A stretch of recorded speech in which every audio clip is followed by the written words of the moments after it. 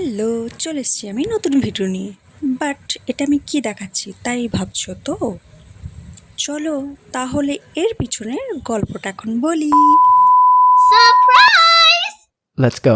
ঘুম ঘুমে চোখে স্বপ্নকে আঁকে তুমি, ও নিঝুম দুপুরে জাগিয়ে কে রাখে তুমি। চোখ তো ঘুম ঘুম, কিন্তু সকাল তো শুরু করতে হবে, তাই চা নিয়ে বসে পড়েছি। তখন বাজে 7:45, আর মনে হলো যে আজ সকালে কিছু একটা করব। তখনই মাথায় এলো এটার কথা। এটা আমি কিনে এনেছিলাম কাল সন্ধ্যাবেলায় মাত্র 200 টাকা দিয়ে। বেশ ফাঁকা ফাঁকাই আছে, মনে হলো কিছু একটা করি। যেমন ভাবনা ঠিক তেমনই কাজ, তেমনি রুল নিয়ে বসে পড়লাম। আর দেখো, ড্র করে নিলাম।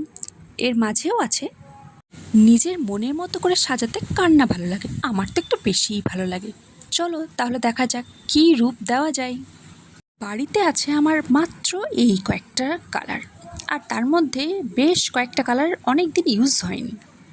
তো সেটা দিয়ে কি করলাম, ট্যাটারা! যেমন ভাবনা তেমন কাজ। সকাল সকাল মাথায় এলো যে কুর্তিটাকে কিছু একটা রূপ দেওয়া যাক, একটু নিজের মনের মতো করে, একটু নিজের মতো করে। আর এটা তো আমার খুব ভালো লাগে। রং তুলি নিয়ে খেলা করার বেশ ছোট থেকেই অভ্যেস, আর সেটা আমার খুব ভালো লাগার জিনিস, পছন্দের জিনিস, ভালো থাকার জিনিস। রং তুলিটা কোথাও যেন নিজের মনের মধ্যে হয়তো বসে গেছে। তো তাই আমাকে আর নতুন করে কিছু ভাবতে হয় না, ইনস্ট্যান্ট আমার মাথায় কিন্তু চলে আসে। তো এটা কেমন লাগলো তোমাদের অবশ্যই জানাবে। অনেক দিন হয়ে গেল কিছু করিনি, রং তুলিগুলো যেন মিস করছিল আমাকে, আর আমিও যেন মিস করছিলাম ওদের। বেশ কিছুদিন পর যখন আমি রং তুলি নিয়ে বসি, আমার নিজের মনটা এত খুশি হয়, এত খুশি হয়, আমি জাস্ট বলে বোঝাতে পারবো না। তো আমি চেষ্টা করি আমার মতো করে করার, জিনিসটা সুন্দর করার।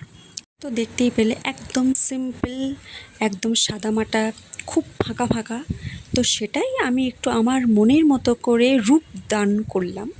তো তোমাদের কেমন লাগলো জানালে আমার কিন্তু খুব ভালো লাগবে। তো তোমরা জানাও তোমাদের কেমন লাগলো। আর পরে দেখা হবে আবার নতুন কোনো ভিডিও নিয়ে। এখন তাহলে বাই।